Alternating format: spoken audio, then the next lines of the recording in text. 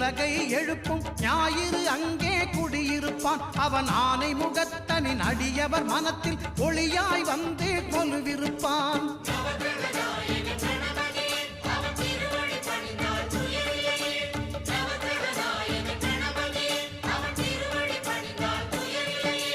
ஒன்பது கோளும் ஒன்றாய் காண